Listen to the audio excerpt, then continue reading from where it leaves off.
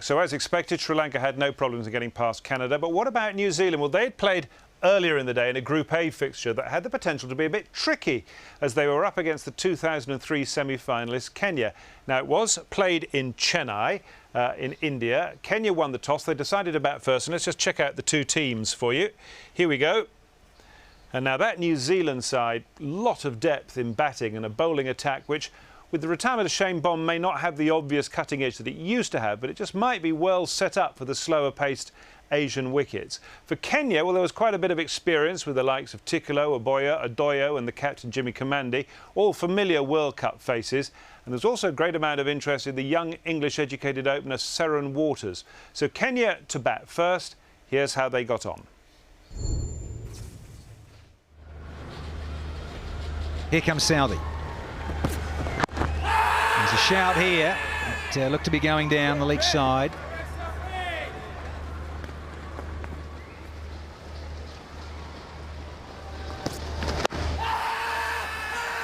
And he's gone this time. He has got him. And the first wicket falls at 14. Obanda going across his stumps one too often. And Southee on target this time. So he picks up the first wicket. And Kenya have lost one for 14.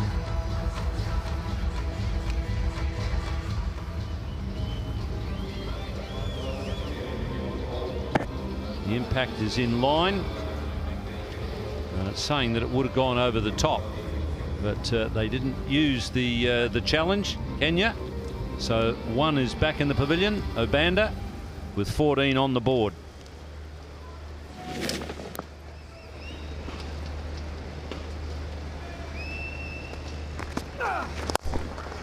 There he goes over the top, using his feet well from the very beginning. Came down the pitch, immediately using his feet, this time confident enough to get under the ball and loft it over mid-off. So he gets off the mark with the first scoring shot other than a single with a boundary.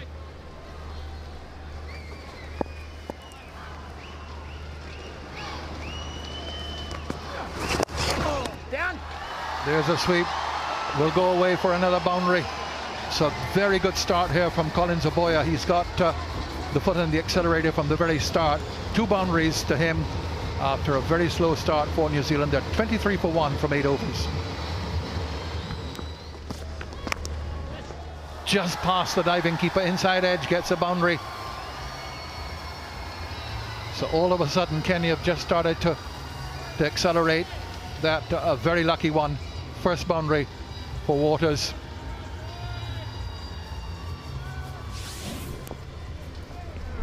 Just might have stayed down a little bit low. I've seen the odd one do that so far this morning. Inside edge, McCullum, no chance for him.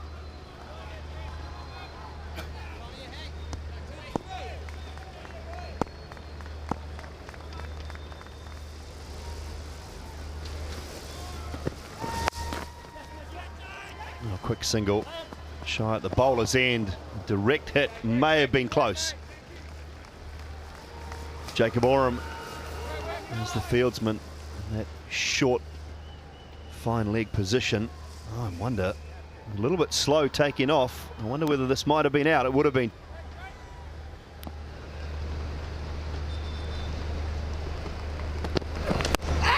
Oh, big shout. Now that might be out. Yes, it is. Full and straight. Umpire thought about it for a second or two, but he didn't have to think about it for too long. The second wicket goes down at 40 at the end of the 12th. Yeah, he's been reasonably short throughout the spell. Hamish Bennett tried to hurry up the Kenyan batsman. This time he went full.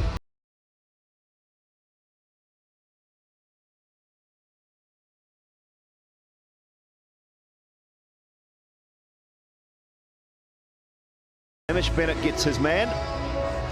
Waters has to go for 16. And Kenya lose their second wicket. It is now 40 for 2.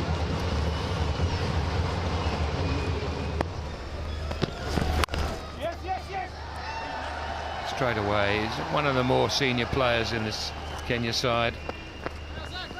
immediately off the mark with a couple. That's nicely played. He rode the bounce.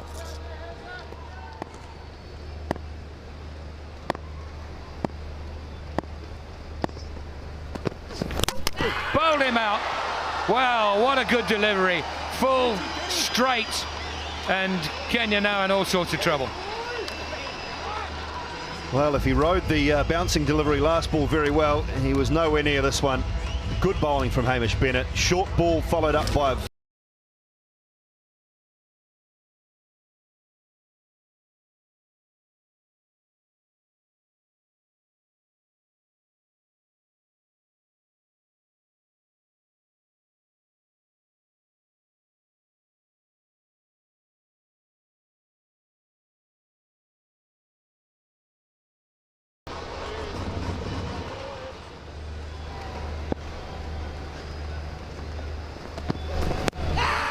Oh, there's a big shout. That's his out. Bennett is doing some terrible damage. Batsman has asked for them to have another look at this. It's a DRS which we haven't seen from the Kenyans up to now. no problem there. About half the boot behind. Where did it hit him on the pad? That's the key. It's angled in from outside off. Oh, that's I think that's a pretty poor review, to be honest with you. I agree. If that's not going on to hit middle and leg, I'm not sure what is. Hit him in line. Yeah, no problem there at all. Well, that's one of the worst reviews I've ever seen, I think. It's hitting about 6 inches up middle.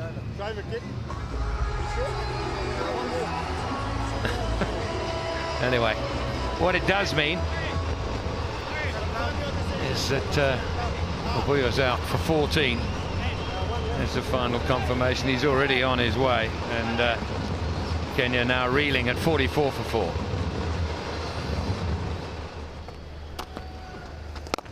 First then from here is to make sure that they utilize all 50 overs that are available to them, but not much use if you're just going to nudge it about and get a very low score.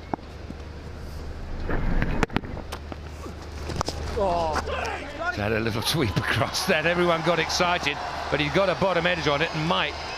No, he won't. I thought he might have got a boundary out of that, but he hasn't. But it will be 3. 48 for 4 then, off 15.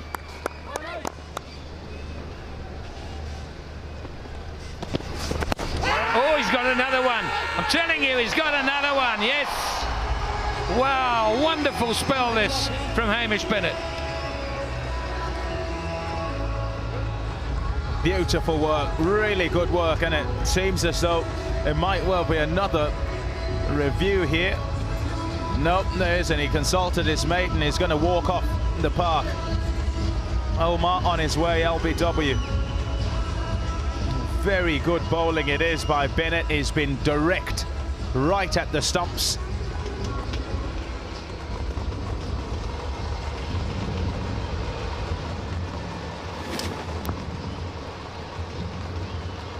Yeah, good work. Perhaps just a touch outside the line. Is it? Is it on off stump? Could he have gone upstairs? He didn't. Maurice Omar's gone for 1. It is a 49 for 5. Well struck. A good shot, swept in front of square, and it's gone for 4. Patel gets 4, and Kenya add 4 to their score. They've not been able to score freely. And would like to somewhat try and break the shackles.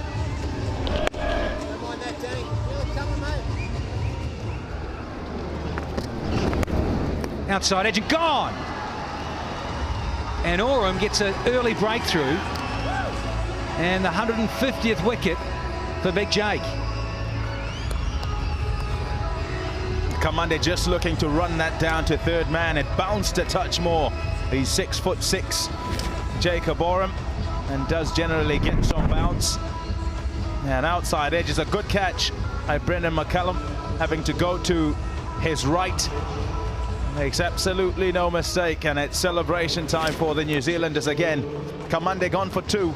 It's 59 for 6.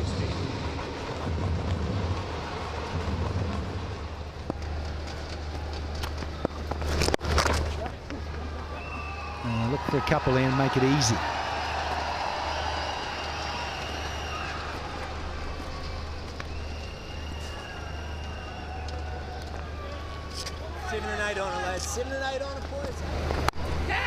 And leading edge, and that's as simple as you get. It's just stood up a little bit, and Doyer can't believe it, but he's going to have to go. Simple catch to Jesse Ryder. Good bounce there from Jacob Oram. He really hit the pitch hard, and that lifted quite steeply. Look.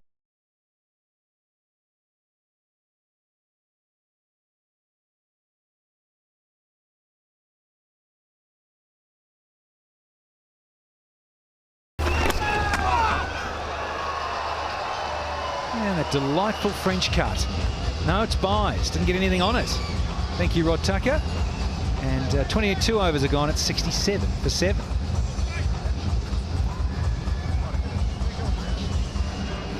Yeah, New Zealand doing exactly what they had to get some early wickets, get on top of the opposition. It's gone a little bit off the seam. Heaven knows how it missed leg stump. Jacob Oram can't believe it. Gone this time. The woodwork has been disturbed again, and Southey has bowled another straight delivery. The off pole disappears. Yorker doing the trick on this occasion for Tim Southey. It really has been a very good exercise in attacking the stumps. All the New Zealand bowlers bowling at the stumps. And it's been very, very successful for them. Terrific sight for a quickie as the off stump goes cartwheeling back towards the keeper. It's 68 for 8. Southey with Yorker. Big appeal and gone. He's on a hat-trick as Tim Southey. Beautiful delivery. Unless there was a bit of wood there, well, he had to go. Had to go first ball. And Gotchi is out of here for a first ball duck. Well, Tim Southey's already got a hat-trick in 2020 cricket. Got one against Pakistan in picking up a 5-fer. Now he's got an opportunity to do it in the one-day game. Right on the toe. Really has been terrific at bowling at the stump, Southey, and it's paid good dividends for him. 68 for 9. In the air and gone. So Southey is not going to get a chance of his hat-trick. It's a shame, but there you go, because it's all over, folks. All out for 69 in the 24th over. New Zealand absolutely delighted. It's all gone to plan for them. And Styris took the last catch. So all out for 69. And that man is very happy.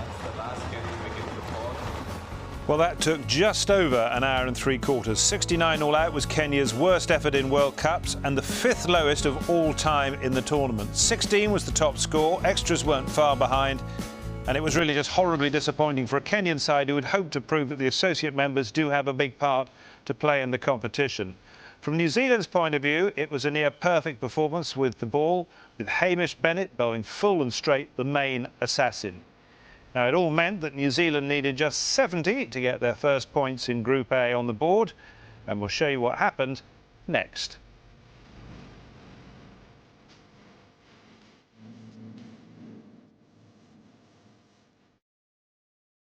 Welcome back to today's highlights from the 2011 ICC World Cup. We're currently focusing on today's events in Chennai, where New Zealand destroyed Kenya, batting by bowling them out for 69, the 5th lowest total ever in the Cup. Well, here now is the Kiwi run chase. Here we go. Here's Guptill facing. Good save in the covers, no run. And New Zealand just overwhelming the Kenyan batting lineup. They did it by bowling full and straight. Just medium pace to start with for Kenya.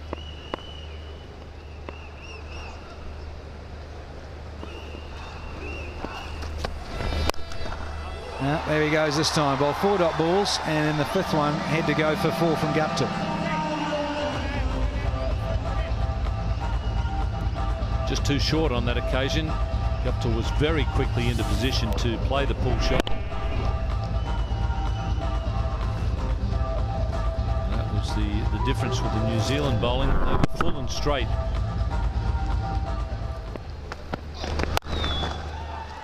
And that'll be another boundary for Guptill. Danny Morrison has left the commentary position. I've been joined by Tony Cozier. Thank you, Ian. Again, short. Cut away. And a 4. So New Zealand in a commanding position, and you wouldn't think that they would be denied victory here, and it would be a turnaround for them. They've had a horrible time in the last year or so in one-day internationals, especially.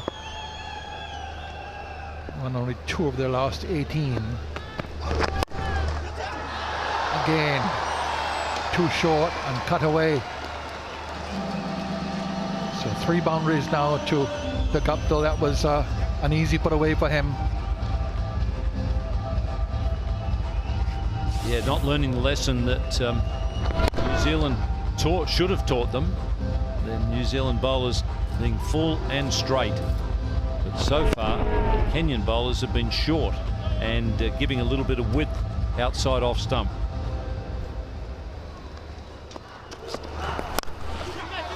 In the air, and the catch dropping just between the fielders. Agonizing for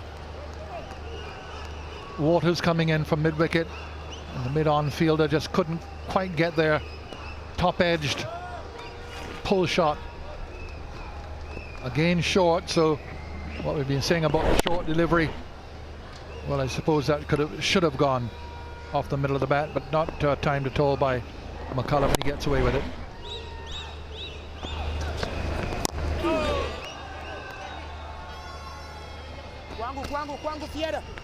Yeah, he was surprised by the pace, Brendan McCullum.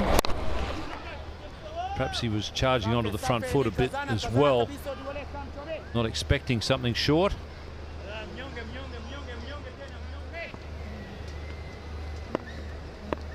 Kenya in Group A. The big match, I suppose, will be against Canada. Another associate, another bit of work here for the umpires to do. This time Rod Tucker says not out to the leg before appeal. There's no review asked for by the Kenyans. Seem very confident with the appeal. Have a look. Just missing leg. In fact, they've now decided, after a bit of consultation, that perhaps they will have a review. Their reviews, or one of their reviews, was not very successful and not very smart when they were batting. It was actually showed to be hitting halfway up middle. Wasn't a good challenge, that one. Yeah, and in fact they had another one which was given out. They didn't ask for a review on that, and it showed that the ball was going to strike the batsman outside the off stump.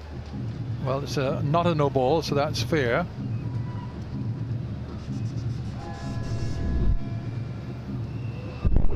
No edge onto it. But I think we may find on the review that the ball is going to miss leg stump. Let's have a look. And it is missing. Ian Chappell called it early on, so that's a wasted review by the Kenyans. But I suppose they, with only 70 to get for New Zealand, and it's not that far away. Might as well finish the innings with no challenges left. Not much point saving them up. They don't carry over to the next game. Beautiful hit It's absolutely straight back over the bowler's head. Confidently played for a boundary. We've had 4 of them already from Guptill. He moves to 18, it's 20 without loss.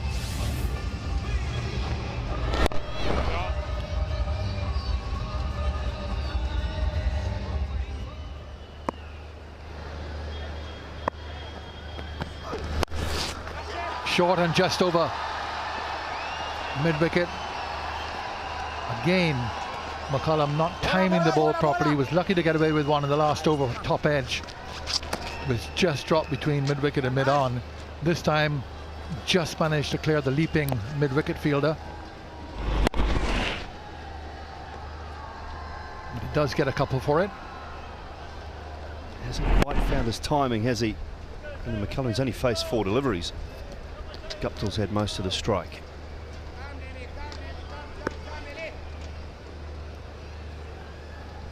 Good opportunity for him to just settle down, get a nice little not out,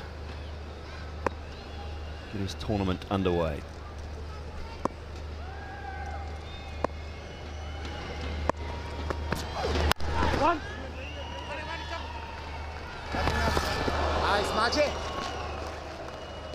Otieno, after 2 boundaries of his first 2 deliveries, was too short. Got a much better length here now.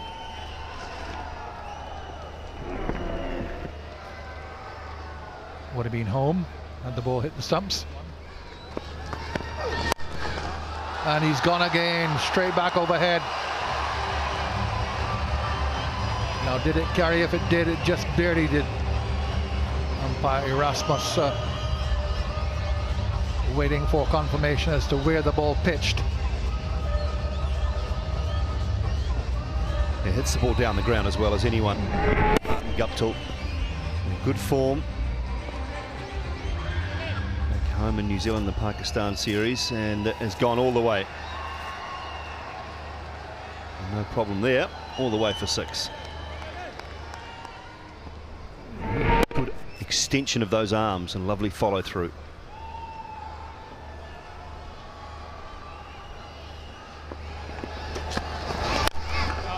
There he goes again.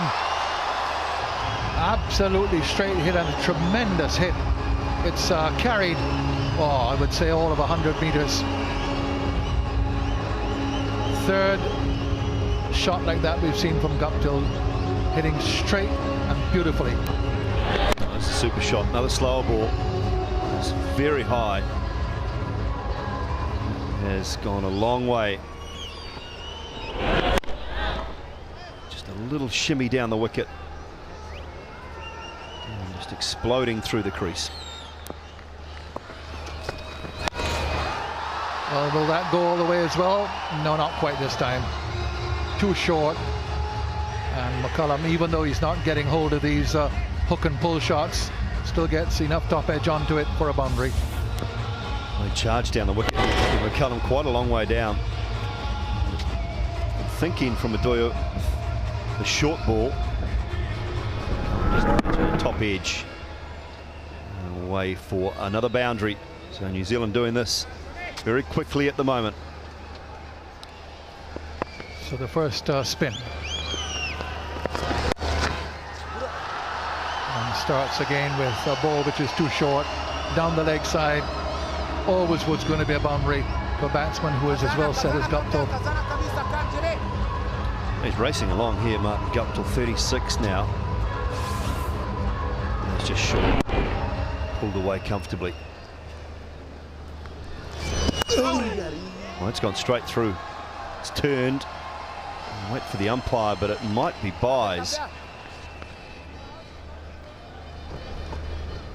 And it is.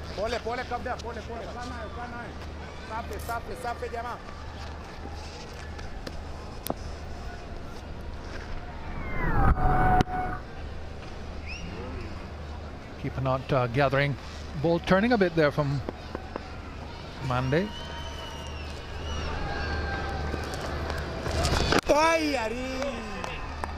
Well, he took some time to get things right, but he finished off pretty well.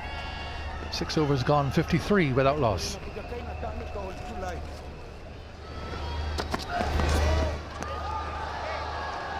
No ball. Front foot no ball too, so it'll be a free hit, which I'm sure Brendan McCullum will look forward to.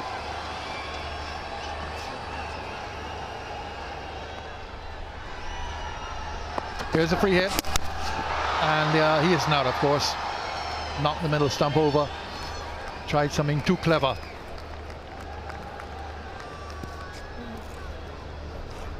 He plays this ramp shot a lot, Brendan McCullum, when he's going. So not a bad time to practice it, really. You've got a free hit, so you know you can't be out. It's a good time to practice it and match conditions. Gotcha! Well, he tries for it. He only gets a boundary this time, coming down the wicket over the bowler's head. Reduces the deficit now to 8. Certainly wasn't there. He had to go through with the shot. Played it quite well. In the end, Brendan McCullum hit it too hard, just timing.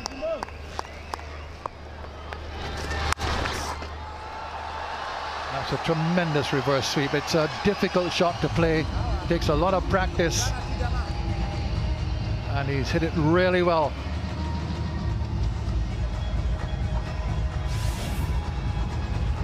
Yeah, cheeky, but well played. It was leg side-ish too, so he had to fetch it a little bit.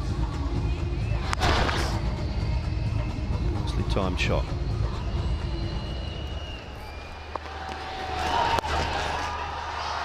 That's it. So 2 reverse sweeps for boundaries complete what has been an absolutely emphatic victory for New Zealand, their first in the competition. Kenya, a very disappointing performance with the bat, all out 69, and from that moment you knew that they had absolutely no chance, and in the field they looked like a beaten and demoralized side. 69 Kenya, New Zealand 72 without loss. They win by 10 wickets. Well, if they'd been clinical with the ball, New Zealand were lethal with the bat. 9 fours, 2 sixes. It was all over in just 48 balls as Guptill and McCullum brushed aside the Canadian challenge. Quite how Jimmy Kamandi managed to give 4 of his bowlers a go is, well, a tribute really to his ingenuity. But basically this was a drubbing, and one based on disciplined straight bowling that impressed the New Zealand captain Daniel Vettori. I think that's the key over here. I think if you give any players of note some work, they're going to hurt you. So that's been the message the whole time, and we were fortunate that we stepped up today and did it. We know there's some big games coming up, but great to start the tournament like that. Got to be flexible in terms of maybe some bowling strategies, opening with the spinner, maybe not, maybe the next game. Yeah, I think obviously Kyle Mills going down made that change inevitable, but with him coming back into the squad, there may be changes there, but Nathan's done a great job anytime he takes a new ball, so it gives us that flexibility, and that's a great thing in a World Cup. So what does the Group A table look like after 2 games? Well, New Zealand are on top. They've got a better net run rate courtesy of that thumping of Kenya, but Sri Lanka are going pretty nicely as well. They've got 2 points, and down at the bottom, the 2 minnows, as expected, with no points. And it's really a question the next sort of few weeks about finding out who is going to be the other minnow in the group and sink to the bottom, because the top 4, remember, will go through to the quarter-finals. But it's New Zealand and Sri Lanka making the early running. Right, well, I've got Robert Croft and Michael Holding still sitting here, a bit shell-shocked by a pretty inept performance by Kenya. I suppose it will immediately, the way that today has gone, raise the question of should the minnows be in the World Cup, and does it do anybody any good having them there? The last time I made a comment about that, Charles, I was ridiculed in the Caribbean when I said there were too many minnows involved in the World Cup. There were 4 minnows then, 4 again this time. And as we have seen, some of them don't belong there. They're not good enough to be playing in the World Cup. But I think at the same time, what has happened is that they have now gotten rid of all of them. I think that's going a bit too far. Yeah, because in the next World Cup in Australia, it'll just be 10 teams. Yeah, and that's a little bit hard because you want to try and spread the message throughout the cricketing world, and you know, we're chatting here, and it would be sensible to try and get the 2 top teams that qualify from the associate members that then get and then they go through. But 4 teams is difficult because the quality and the standard of the games are going to drop, as we've seen here today. I mean, does a day like today do the competition and the 2 bigger sides any good at all? only that they've got miles in their legs. From a New Zealand point of view, perhaps a bit of confidence, because at the last test, 10 one-day internationals they've played, they've only won 2. So from their point of view, they'll try and grab anything they can. But we have seen as well that there's generally a banana skin somewhere, and a big team will slip up along the way. But on this occasion, you can't imagine those two teams, Sri Lanka and New Zealand, have got very much out of it.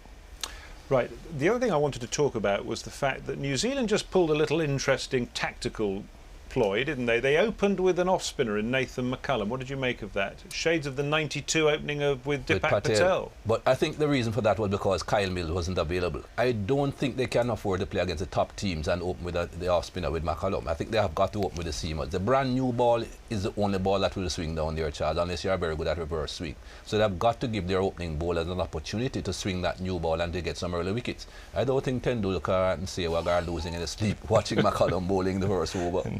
What does the off-spinning fraternity have to say? If I was Nathan McCullum, I'd be hiding right behind everybody else and say, you go with the new ball, because he is going to line himself up. He got smacked today. Yeah. He did. And, you know, there isn't much movement for the new ball in the subcontinent anyway. So if you're a quick bowler, when do you want it? Is when you've got the most chance of getting some movement and trying to nip some of the top order out. You ain't going to do it with that type of spin.